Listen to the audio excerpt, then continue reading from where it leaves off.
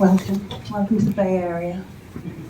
Thank you for such an important and moving and extraordinary film. I guess the best place to begin is always at the beginning. I wondered if you could talk us through your decision. You were working on a book.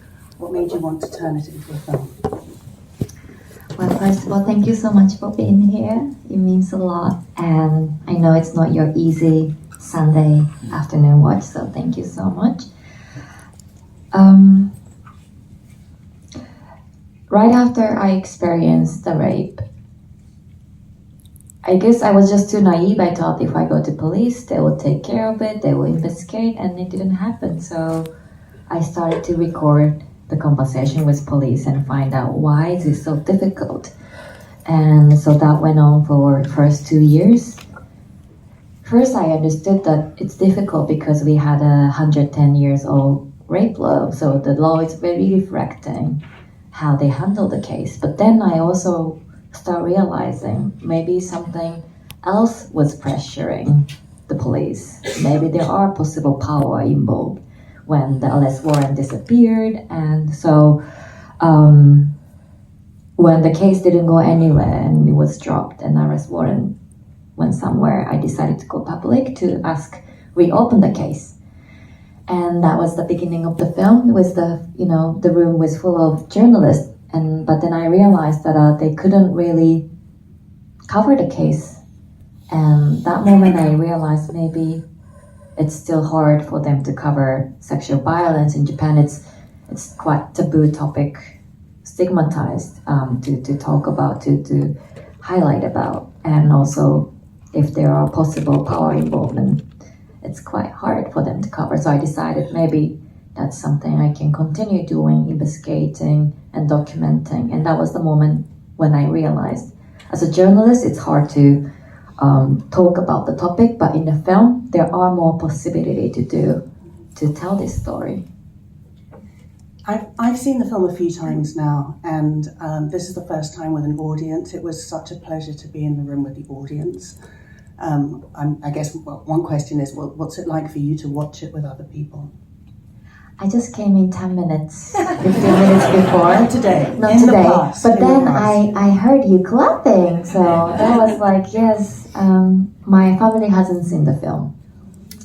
Just because I couldn't send a screener. I wanted them to see in a theater with other audience. But then I realized the film watching experience back in Japan, everyone is so polite, even it's comedy, horror, we don't speak. So I just decided maybe next time I will bring them to Bay Area, because you guys are amazing. Yeah. There was something about, so having seen it a few times, there's something about the structure of the film that I wanted to talk to you about. We really get to know you well. There are lots of ways you could have edited this film, and you chose, I hope, or I believe, really carefully in a very subtle way to show us who you are. We know that a terrible thing has happened, we know that you've been raped, but you don't go to the details until deep into the film. And I really appreciated that. I really felt that we got to see your tenacious spirit as a journalist, that we got to see your sadness, your rage, and your humor. And it's the sort of, I felt like I knew you, which made the revelation of the facts so much more poignant and painful. I wondered if you could talk a little bit about how you chose to edit the film. Yes, I'm so happy you say that, because I want to carefully put the story, not necessarily re-traumatizing myself or other audience.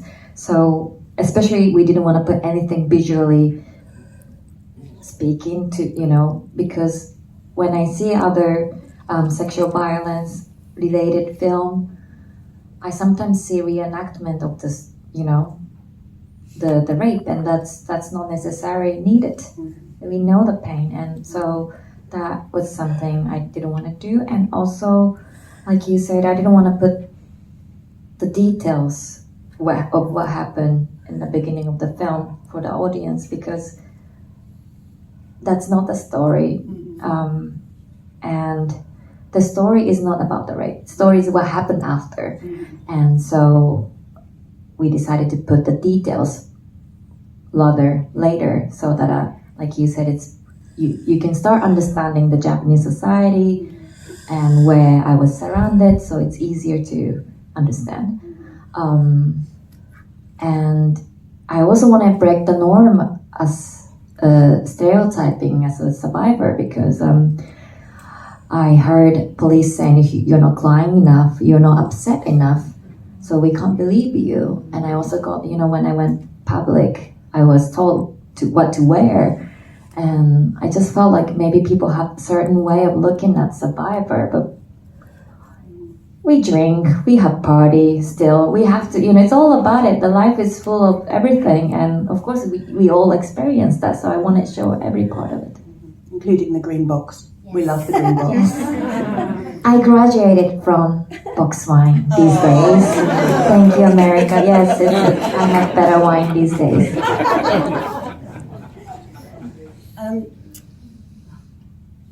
I wondered if you could say a bit about how, so I'm going to rewind that question. So here in the Bay Area, we have something called the Courage Museum, and it's opening in 2026, and in 2020, I was lucky to get a sneak preview. So when you come back, you can come to the Courage Museum. And I heard, I was very fortunate to hear Chanel Miller in conversation with Christine Blasey Ford, and it was one of the most powerful evenings of my life. I've been thinking a lot about Gisèle Pellicot as well, and her case in France. If you know about her, if you don't know, look her up. And there are clubs in life that we don't want to be members of. So I wondered if you could say a few words about how the film has been received, not just by survivors, public survivors, but also privately. Received by the feedback maybe that you've had from other survivors. It's every time I come in with Q&A, I could see in audience eyes how many people have experienced it, even maybe themselves or someone they love, and it's hard to know that it's just so common. And before I shared my story, I didn't realize that. And when I went public, it was half a year before Me Too movement happened.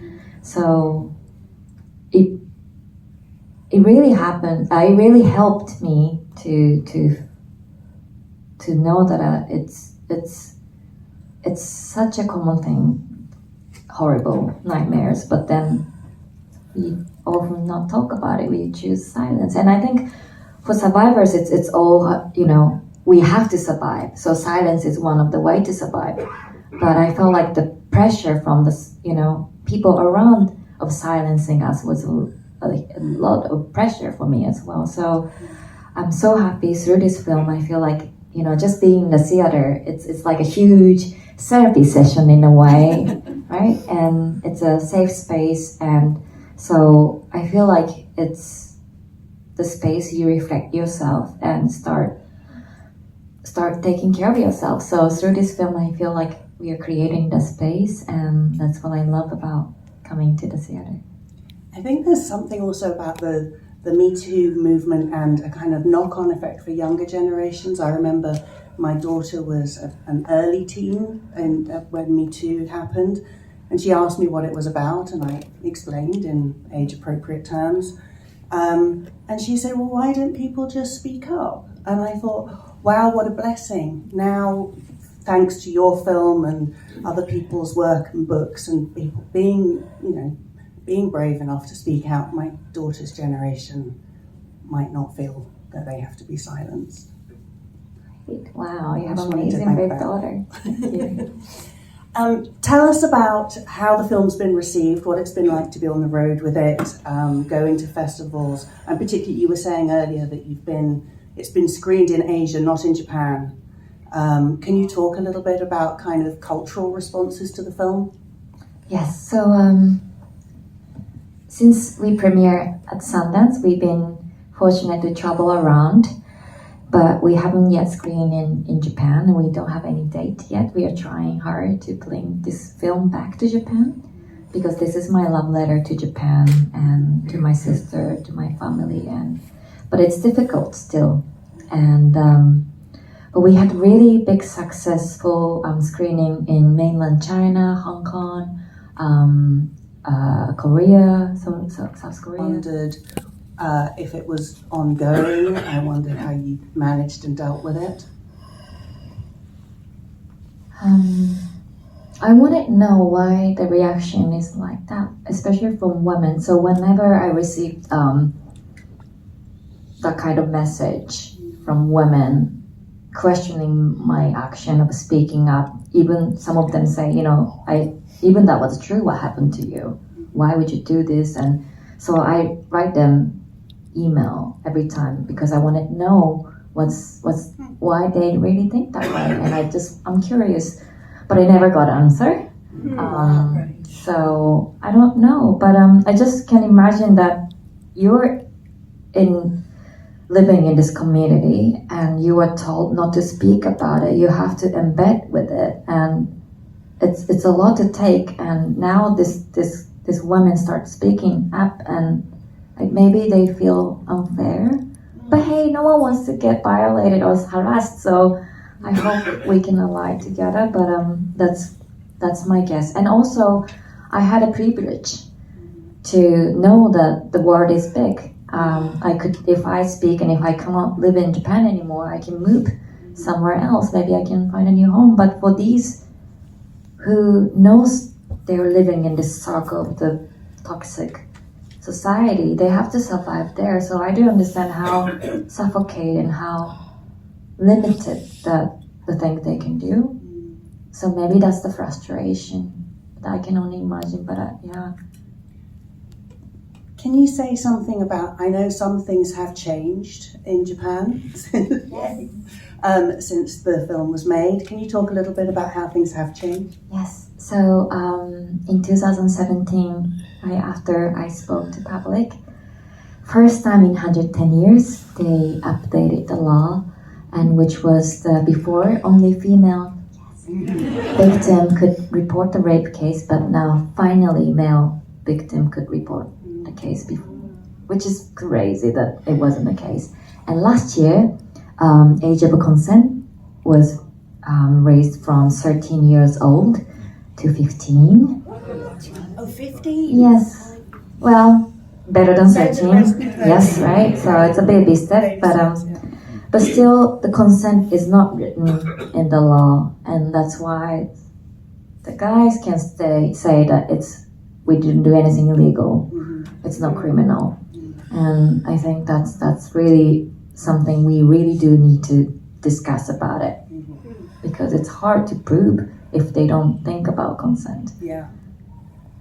I've got one more question about language. I was really intrigued by I know that when you were speaking English, you were recording for a friend. Is that right? Or you were to send messages.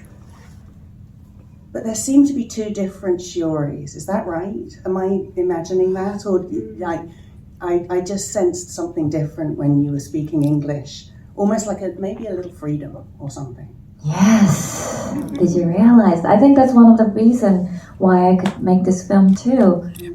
And the reason why I was speaking English was because the person behind the camera, my friend and producer Hannah, only spoke English.